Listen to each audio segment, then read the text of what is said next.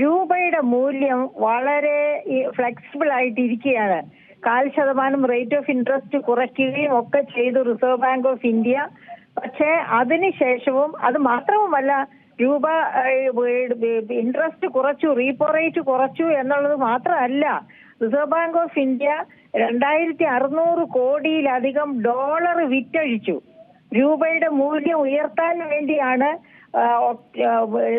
August, September, October മാസങ്ങളിലായി 2600ഓളം കോടി dollar reserve bank കൈവശത്തിൽ നിന്ന് വിറ്റഴിച്ചത്. എന്നിട്ട് പോലും രൂപയുടെ മൂല്യം 90ന്റെ ചുറ്റുവട്ടത്തിൽ കിടന്ന് കളിക്കുകയാണ്. അപ്പം രൂപയിൽ ഇൻവെസ്റ്റ് ചെയ്യുന്നത് വളരെ അനാകർഷകമായി അഥവാ റിസ്കിയായി. അപ്പൊ ഏതിൽ ഇൻവെസ്റ്റ് ചെയ്യുന്നതാണ്? ഡോളറിൽ ഇൻവെസ്റ്റ് ചെയ്യുന്നതും അത്ര തന്നെ എന്താ പറയാ സേഫ് ആണ് എന്ന് പറയാൻ ഒക്കില്ല. കാരണം ഇപ്പൊ ഈ വെസ്റ്റ് ഏഷ്യയിലെ പ്രശ്നങ്ങൾ ഇപ്പോഴും തുടരുകയാണ്, ചർച്ചകൾ നടക്കുന്നു, പ്രതീക്ഷയുണ്ട്. എങ്കിൽ പോലും അത് എപ്പോൾ പൂവണിയും, അത് വേഴ്സ് ആകുമോ നന്നാകുമോ എന്നുള്ള കാര്യം തന്നെ ഉറപ്പില്ല.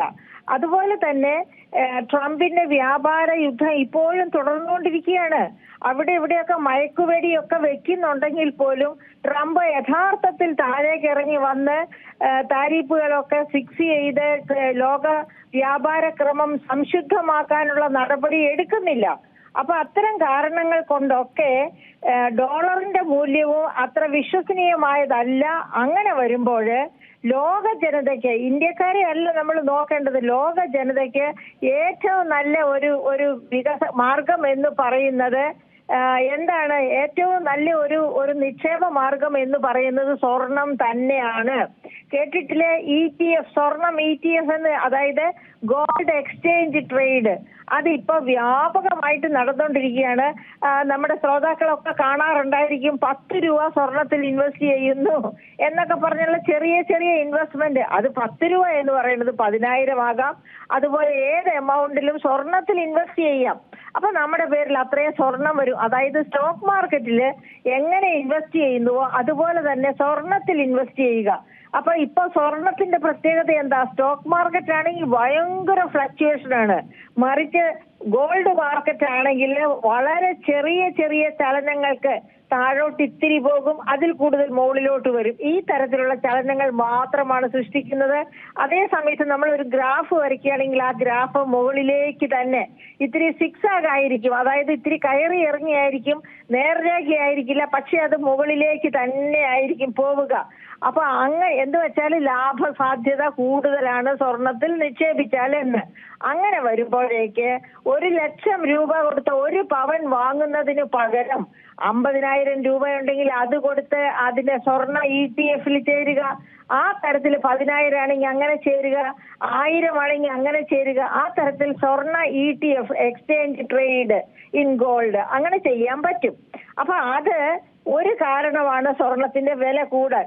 രണ്ടാമത് നമ്മളെ സംബന്ധിച്ച് വേറൊരു വളരെ നമ്മളെ സംബന്ധിച്ച് മാത്രമല്ല, ലോക വ്യാപാരത്തെ സംബന്ധിച്ച് തന്നെ മറ്റൊരു പ്രത്യേകത എന്താണെന്ന് വെച്ചാല് ഈ വർഷം തന്നെ, അതായത് നമ്മുടെ ഇപ്പൊ ഇന്ത്യയുടെ മാത്രം കേസ് എടുക്കുകയാണെങ്കിൽ നമ്മുടെ ഓഗസ്റ്റ്, സെപ്റ്റംബർ, ഒക്ടോബർ ഈ 3 മാസങ്ങളിലെ ഇറക്കുമതി വളരെ കൂടി, അതേസമയത്ത് കയറ്റുമതി വലിയ തോതിൽ കുറഞ്ഞു. വലിയ തോതിൽ കുറഞ്ഞു എന്ന് പറഞ്ഞാല് ജെംസ് ആൻഡ് ജ്വല്ലറി തന്നെ എടുക്കുക. ജെംസ് ആൻഡ് ജ്വല്ലറി വലിയ തോതിൽ അമേരിക്കയിലേക്ക് എക്സ്പോർട്ട് ചെയ്യുന്നുണ്ട്. ഇന്ത്യയിൽ ഞാൻ നേരത്തെ ഒരു ദിവസം സൂചിപ്പിച്ചതുപോലെ അമേരിക്കയ്ക്ക് ഇഷ്ടമുള്ള ഡിസൈൻസിലാണ് വജ്ര, ഡയമണ്ട് ആഭരണങ്ങൾ, സ്വർണ്ണാഭരണങ്ങളൊക്കെ നമ്മൾ ഇവിടെ മാനുഫാക്ചർ ചെയ്ത് അങ്ങോട്ട് അവരുടെ മാർക്കറ്റിന് താല്പര്യം അനുസരിച്ച് അയക്കുന്നുണ്ട്. അങ്ങനെ കയറ്റി അയച്ചുകൊണ്ടിരുന്നിടത്ത് 0 ആയിരുന്നു 2025 വരെ ഉണ്ടായിരുന്ന ഇറക്കുമതി ചുങ്കം. അതായത് അങ്ങോട്ട് നമ്മൾ കയറ്റുമതി ചെയ്യുമ്പോഴുള്ള ചുങ്കം, അവിടെ ഇറക്കുമതി ചെയ്യുന്നതിന് അവിടെ ചർന്ന ചുങ്കം. ആ ചുങ്കമാണ് ഒറ്റയടിക്ക് ആദ്യം 25% ഓഗസ്റ്റില്.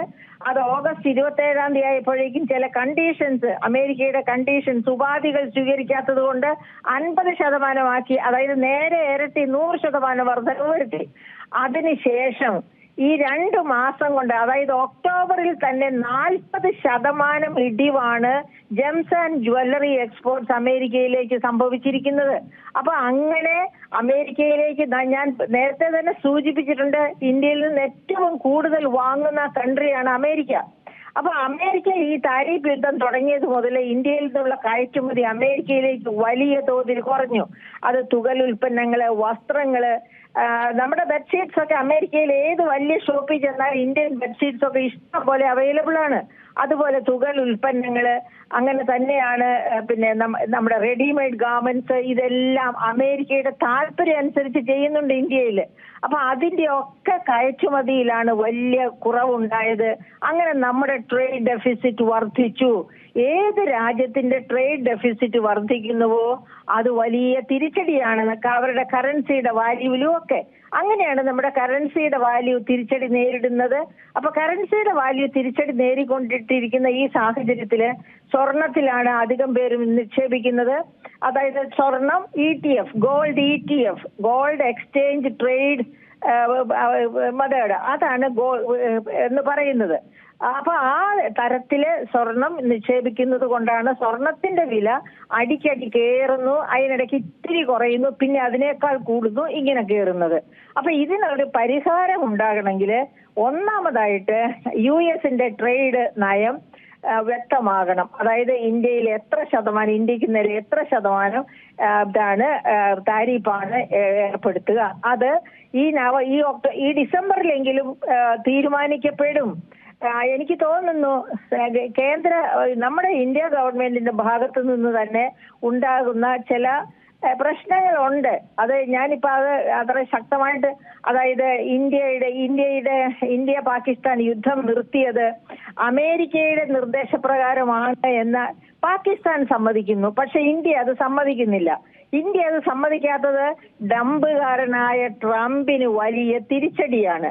അതുകൊണ്ടാണ് ഒന്നാമതായിട്ട് ട്രംപ് ഈ നമ്മളുമായിട്ടുള്ള ട്രേഡ് കരാറിൽ ഒപ്പുവെക്കാൻ പിന്നെ പല കാരണങ്ങൾ പറഞ്ഞ് അങ്ങോട്ടും ഇങ്ങോട്ടും തള്ളുന്നത്. അപ്പൊ നമ്മുടെ ഗവൺമെന്റ് സത്യസന്ധമായിട്ടാണോ പറയുന്നത്? ട്രംപിന്റെ സ്വാധീനം ഉണ്ടായിരുന്നു എന്നുള്ളത് ഉറപ്പാണ്. ഇവിടെ പുൽവാമ ആക്രമണം നടന്നപ്പോൾ ആ സ്വാധീനം കൊണ്ടാണോ നമ്മൾ നിർത്തിയത് യുദ്ധം എന്ന് ഉറപ്പില്ല. പക്ഷെ ആ സ്വാധീനം തീർച്ചയായിട്ടും ഇന്ത്യയെ സ്വാധീനിച്ചിട്ടുണ്ട്. അതല്ലെങ്കിൽ അതൊരു 3ാം ലോക മഹായുദ്ധമായിട്ട് തന്നെ മാറുമായിരുന്നു. അങ്ങനെ മാറരുതായിരുന്നു. അപ്പൊ ട്രംപിന്റെ സ്വാധീനമുണ്ട്. പക്ഷെ ട്രംപ് പറഞ്ഞത് അനുസരിച്ചു എന്ന് അംഗീകരിക്കാൻ നരേന്ദ്രമോദി, നമ്മുടെ ബഹുമാനപ്പെട്ട പ്രധാനമന്ത്രിക്ക് ഇഷ്ടമില്ല. അത് നമുക്ക് അദ്ദേഹത്തെ കുറ്റപ്പെടുത്താൻ പറ്റില്ല. അപ്പൊ ഇങ്ങനെയൊക്കെയുള്ള സാഹചര്യത്തില് ഈ താരിഫ്, ഇന്ത്യക്കെതിരെയുള്ള താരിഫ് യുദ്ധം ഒന്ന് അവസാനിച്ചാല് ഇന്ത്യയിലേക്കുള്ള, അപ്പൊ ഇങ്ങനെയൊക്കെ സ്വർണത്തിന്റെ വില കൂടി നിൽക്കുന്നു എന്ന് പറയുമ്പോഴേക്കും ഇന്ത്യയിലേക്കുള്ള സ്വർണ്ണ ഇറക്കുമതിയിൽ ഒരു കുറവും വരുന്നില്ല. അതായത് 200% വർധനവാണ് ഓഗസ്റ്റ്, സെപ്റ്റംബർ, ഒക്ടോബർ മാസങ്ങളിൽ ഇന്ത്യയിലേക്കുള്ള സ്വർണം ഇറക്കുമതിയിൽ വന്നിരിക്കുന്നത് എന്നാണ് കണക്കുകൾ സൂചിപ്പിക്കുന്നത്. 200% വർധനവ്. അതേ സമയത്ത് ജനുവരി മുതൽ ഏപ്രിൽ വരെ 2025 ജനുവരി ഏപ്രിൽ മാസങ്ങളില് അതിൽ കുറവുണ്ടായിരുന്നു. അതായത് ഗോൾഡിന്റെ ഇന്ത്യയിലേക്കുള്ള ഇമ്പോർട്ട് കുറഞ്ഞിരുന്നു. ആ സ്ഥാനത്താണ് ഓഗസ്റ്റ്, സെപ്റ്റംബർ, ഒക്ടോബർ, നവംബർ മാസങ്ങളിൽ 200% വർധനവ് രേഖപ്പെടുത്തിയിരിക്കുന്നത്. അത് പ്രധാനമായിട്ടും ഞാൻ നേരത്തെ സൂചിപ്പിച്ച സ്വർണ്ണ ETF, സ്വർണ്ണ എക്സ്ചേഞ്ച് ട്രേഡ്, അത് കാരണം കൊണ്ടാണ് അത്തരം വലിയ വർധന ഉണ്ടായിരിക്കുന്നത്. അത് മാത്രവുമല്ല, നമുക്കറിയാം ഒക്ടോബർ, നവംബർ, ഡിസംബർ മാസങ്ങളിലാണ് ഇന്ത്യ ഒട്ടാകെ ഉത്സവങ്ങളുടെ സീസൺ ആകുന്നത്. ആ സമയത്താണ് ആഭരണ മറ്റു കാര്യങ്ങൾക്കൊക്കെ ആയിട്ട് സ്വർണം വാങ്ങുന്നത്. അതുപോലെ ഞാൻ പറഞ്ഞല്ലോ, നമ്മുടെ ഫോറിൻ എക്സ്ചേഞ്ച് ഏണിംഗ്, ഒരു വർഷത്തെ ഏണിങ്ങിന്റെ 20% സ്വർണ്ണ വജ്ര ആഭരണ കയറ്റുമതിയിൽ നിന്നാണ് നാം നേടുന്നത്. അപ്പൊ അതിനു വേണ്ടി സ്വർണം ഒരുപാട് ഇറക്കുമതി ചെയ്യേണ്ടി വരും. നമുക്ക് ഗോൾഡ് ഖനികൾ വളരെ കുറച്ചേ ഉള്ളൂ. അപ്പൊ അങ്ങനെയൊക്കെ വരുമ്പോൾ സ്വർണത്തിന്റെ ഇറക്കുമതിയിൽ വലിയ കുതിച്ചുചാട്ടം ഉണ്ടായി. അതും സ്വർണത്തിന്റെ വില കൂടാൻ കാരണമായി. അതിങ്ങനെ ചാടിക്കളിച്ച് നിൽക്കാനുമുള്ള കാരണമായിട്ട് ഇതൊക്കെയാണ് കാണുന്നത്. ഏറ്റവും പുതിയ വാർത്തകളും വിശേഷങ്ങളും വിരൽ തുമ്പിലറിയാൻ സീ മലയാളം ന്യൂസ് എല്ലാ ഡിജിറ്റൽ പ്ലാറ്റ്ഫോമുകളിലും ലഭ്യം.